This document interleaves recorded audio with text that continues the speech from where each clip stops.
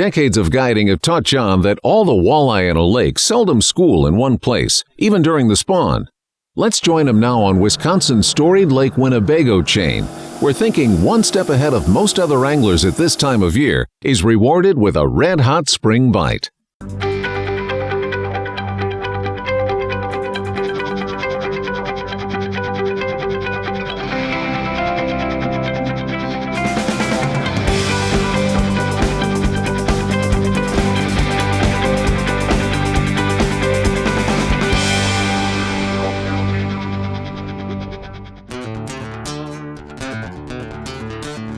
It's a beautiful morning out here for this type of fishing. You know, you got just that little bit of chop. It'll be just enough to move our floats along. Should have these fish pretty well stacked up on top of this reef this morning.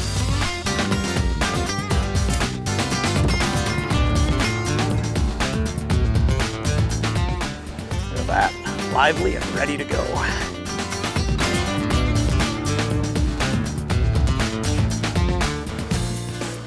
Tough to see right into that sunlight this morning, but it's definitely gone. Got him.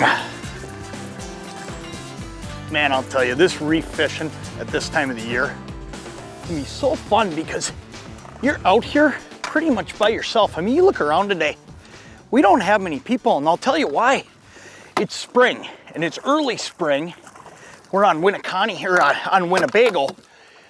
And this chain is known for having fish all the way up in the rivers at this time of the year. But here's what happens. This is the time of the year where all of a sudden those fish, like this walleye right here, they start flushing out of the system, out of the rivers, and they start moving out onto the lakes. And here's what's going on. There are fish that are biting all along the shorelines. So guys are fishing those and they're catching them. But here's what's really neat. Some of those fish actually pull off of those shorelines, get out of the river, and work their way out here deeper. And they do it a lot earlier than what people think. I mean, we're looking at water temps right now of 51 degrees, and these walleyes are starting to show up out on these reefs. And fish like that one right there, they're just waiting out here. We'll throw him in the well. We'll put a pile of these in here today. Oh yeah, this one's down right there. There's the fish.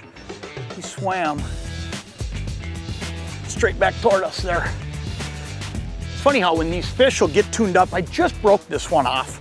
I mean, we just lost a fish there. And all of a sudden I turned around and now this one's down on this side, and this will happen. All of a sudden these walleyes on these reefs, they'll just turn on, and that's what's happening right now. And what's really cool about this is that we should be able to sit and really put it on them now for a while. Because once you figure out that they're coming up top like this, I mean, look at that. He just ate this thing down. And they're getting aggressive. When you start getting fish aggressive, you can catch them pretty consistently when you're set up like we are. But one of the things I want to explain is the location we're fishing, because really this is overlooked. I mean, you look around today, and like I was saying earlier, there's nobody out here. I'm going to throw that guy in the well. But if there's nobody out here, we're all by ourselves. And here's why. When I idled out this morning, there were a whole bunch of boats getting set up to go out, and they're all fishing back in the river. There's folks fishing up in the Wolf. There's folks fishing in the Fox. There's folks fishing in all these river systems right now, or at the mouths of it, because the fish are just coming out. What happens though is X amount of fish, and I can't tell you exactly what the percentage is, but there's always that first bunch of fish that gets done spawning a little earlier than the other fish, and they move faster than all the rest of them. And that's what's happened here. We're in that springtime period where we're on that first set of reefs, and that's one of the keys. You don't want to be out on those second and third sets of reefs yet. You want to be on those first sets of reefs that are right off the shoreline, and ideally right off an area where they might have spawned. So if you look right in here, I'm just sitting on a reef right outside of the river mouth. And these fish are leaving, and some of them are turning and going along the shoreline. Some of them are up still in the river right in the mouth. But there are a bunch of fish that have gotten here to this reef. And if you can be the first one here, I'll tell you what, you can do what we're doing today. And it's just a ton of fun because these fish are just continuously replenishing. There's more and more of them coming.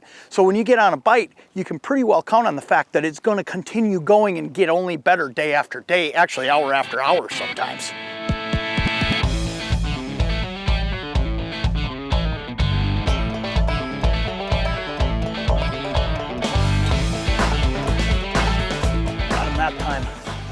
That's the same fish.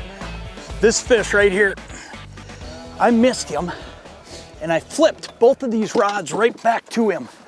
Because a lot of times what'll happen, that perfect little eater fish, but a lot of times what'll happen is if you miss a fish, and he didn't feel me because when I set the hook, I pulled straight out of him. And it was really frustrating, but what he's done is he's grabbed the back of that leech, so the leech just tore. That fish didn't take off and go anywhere. He's still sitting right there. He ate that first leech, and I guarantee you, he was still sitting right there just waiting for the next one to come by, and we got him. We'll pitch him in. He's a great little 13-inch eater. He's the perfect size to eat. I want to show you what I'm using though, because it's really, really simple. This, in my opinion, is one of the simplest ways that you can fish, slip bobber fishing. And I want to tell you why. All said and done, you can fish areas that you can't fish if you're trying to Lindy rig or if you're trying to pull a spinner, and I'll tell you why. I'm fishing a really snaggy area. I'm sitting on a reef right now that if I tried to drag something over and stay down close to the bottom where the fish are, what would happen is I would spend most of my time hung up. But because of the way I'm fishing, I'm actually able to suspend this bait right up over the top of where those fish are. It's really simple. It's a 1/4 ounce wobble bobber. It's a Thil wobble bobber, and what's really cool about this is its egg-shaped design makes it so it's constantly moving, but then it also tells me what it'll float, okay? This size right here will float a 1/4 ounce, so I know exactly how I want to set up. And then down on the business end, I'm just using a 32 ounce Lindy jig. Now I'm fishing a couple different colors today, and I'm constantly changing colors because ultimately there's something about color that triggers fish at different times. And then I'll either run a leech or a crawler, either way. And then I'm just setting this thing about 8 to 9 inches off the bottom, and I'm just fan casting around the boat. There's just a lot of fish right there. Got him. This one feels like a pretty good one too. Oh yeah, another great eye, look at that. Come here, buddy. Whoa, look at that. Did everything I could to lose that fish right there. Man, I'll tell you what, this is some of the funnest and most overlooked walleye fishing you can do in the spring. There's no doubt there's fish up in the river right now, and there's no doubt there's fish along the shorelines, but what's really cool about what we're doing is we're sitting out here all by ourselves doing this. Not many people think of these mid-lake reefs or these first sets of reefs that early, and I'll tell you what, if you can be one of the first guys out here, there can be a pretty good bite that takes place all day long. And that's what's neat about this too. These fish are not pressured. Being they're not pressured, they'll bite all day long. We're not just relying on that early morning or that late afternoon. They'll go all throughout the day. So you take a day like today, you can just sit and pick away at them. We've barely moved today. I've just moved the boat little bits at a time, just trying to keep up with these fish. They've just been one after another. It's another great Winnebago walleye.